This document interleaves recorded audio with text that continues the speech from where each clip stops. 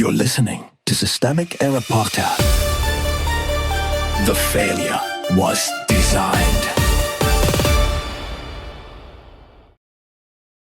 Trump's no-bid contract spree is worse than anyone thought. And it's just the beginning. Based on an article by Sarah K.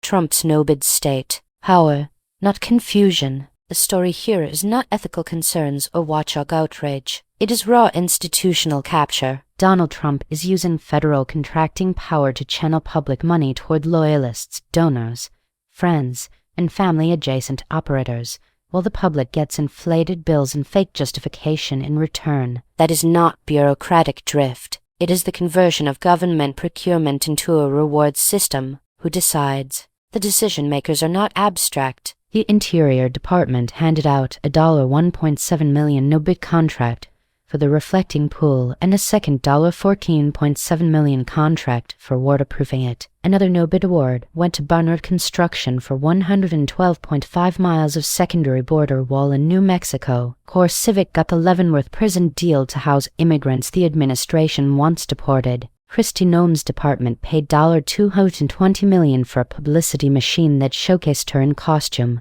and the company was run by her husband. These are not accidents. They are executive choices made through agencies that are supposed to serve the public and are instead serving a political network. The misdirection. The favored lie in these stories is that no-bid contracts are a technical exception, reserved for rare expertise or urgent need. Sometimes that is true. Here it is a cover story. The source makes clear that most federal contracts are supposed to be open bid, yet this administration is treating the exception as the rule. When the same circle of loyalists keep showing up around the money, the issue is not process, it is patronage with paperwork. Hey, loyalty, repeat. The real pattern is moral hazard with a presidential seal on it. Trump once boasted that competition sharpens pricing and quality in his private business. In office, he is doing the opposite, spending other people's money without the discipline that would apply if he were footing the bill himself. That is the central corruption of this kind of politics.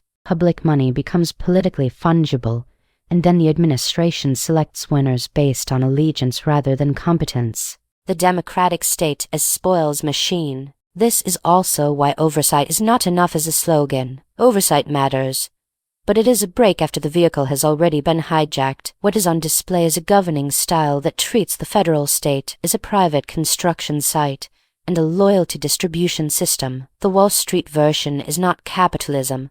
The Trump version is cartel politics with public funding. What this reveals. The deeper lesson is that authoritarian politics does not always arrive through grand constitutional crisis. Sometimes it arrives through contracting forms, procurement loopholes, and a flood of quietly overpriced deals that reward friends and punish everyone else. The administration is not merely wasting money, it is teaching government to behave like a racket, then asking taxpayers to applaud the renovation.